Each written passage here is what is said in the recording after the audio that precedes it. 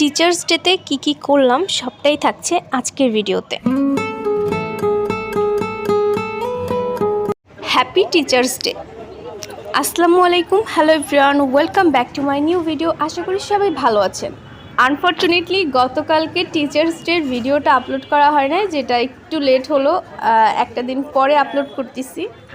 Teachers day নিয়ে আপনাদের কার কী মতামত বা কে কী ভাবেন আমি জানি না, বাট আমার মনে হয় যে আমি শুধু টিচার নয়, সাধারণ একটা মানুষের কাছ থেকেও যদি কোনো কিছু শিখতে পারি তো সেক্ষেত্রে সেই মানুষটাই আমার জন্য জাস্ট সাম টাইমের জন্য হলেও সে আমার শিক্ষক। আমার সকল শিক্ষাগুরুর প্রতি জানাই অনেক অনেক ভালোবাসা।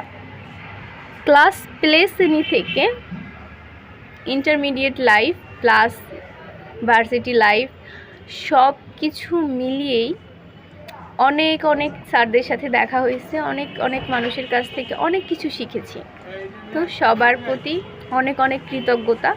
সো আজকে প্রথমেই আমরা একটা চকলেট কেক নিয়েছিলাম, কারণ সবাই চকলেট কেক ভীষণ পছন্দ করে।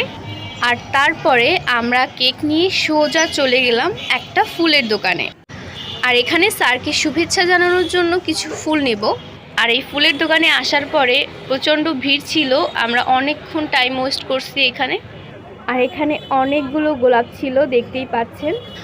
সত্যি বলতে ফুলের থেকে আমার কাছে ফুল গাছ অনেক বেশি পছন্দের, যেহেতু ফুল সাময়িক সময়ের জন্য আর ফুলের গাছ হচ্ছে লং টাইমের জন্য, তাই আমি সব সময় পার্মানেন্ট জিনিসটাকেই বেশি প্রায়োরিটি দিয়ে থাকি।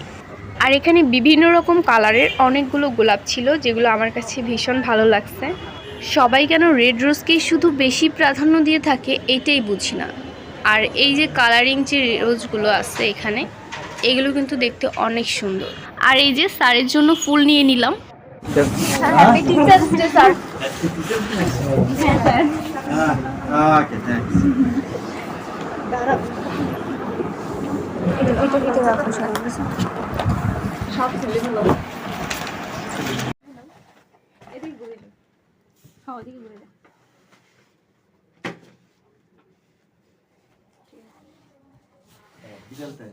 এরপরে স্যার চলে গেছে, তার একটা পার্সিয়ান ক্যাট আছে সেটাকে আনতে।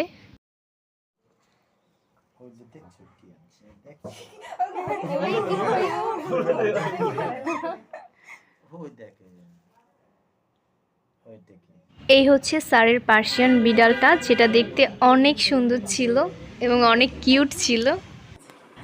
সো এটা ছিল আমাদের টিচার্স ডে এর সবচেয়ে সুন্দর একটা মুহূর্ত, তাই এটাকে সুন্দর করে ক্যাপচার করে নিলাম।